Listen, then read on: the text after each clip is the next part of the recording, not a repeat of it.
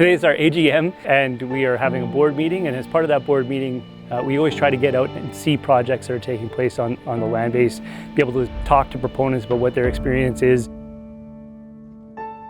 For the Forest Enhancement Society of BC, we have a number of objectives that we're trying to achieve on the land base. We are very interested in making forests more resilient, in reducing wildfire risk for communities, in improving habitat for wildlife, and in utilizing fiber that comes from forests that are being managed. I'm Dave Gill. I work with Ntityix Resources as the General Manager. FES has been funding all of our mitigation work. We've been working with FES for a number of years now. We visited 2 sites today. One site was an area that we treated for wildfire fuel reduction back in 2017, and an area that was actually tested with the Mount Law wildfire in 2021. You could tell by what we looked at how, as you progressively went through that treated area, the impact of that wildfire became less and less. What this treatment did was prevented that fire from crowning into property. And the prescription here was simply removing the ladder fuels, thinning out the crown, getting rid of the surface fuels.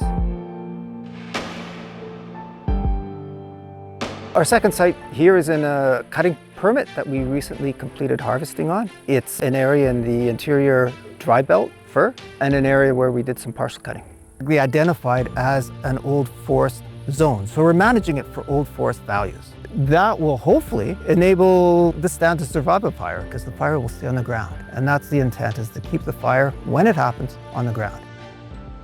We heard today from the Ntityix that the answer is often it depends, that the forest is going to tell us what the right thing is to do.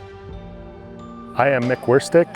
I'm the CEO of Ntityix. The seal principles are jointly developed by all of our communities, the seven bands of the Okanagan Nation on this side of the border. Each community agreed on those 10 principles, and the key principle really focuses around water.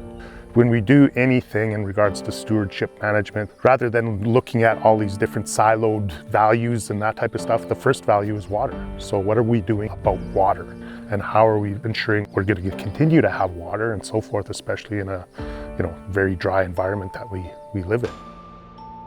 We are very fortunate to have a bunch of very active local project proponents from across British Columbia who understand the forests that they're working in and the communities that they live in, and are putting together projects that make those communities safer, that address issues with the health and resilience of the forest that they know and work in every day, and they get funding from us to be able to carry out the plans that they put in place to make those forests more resilient.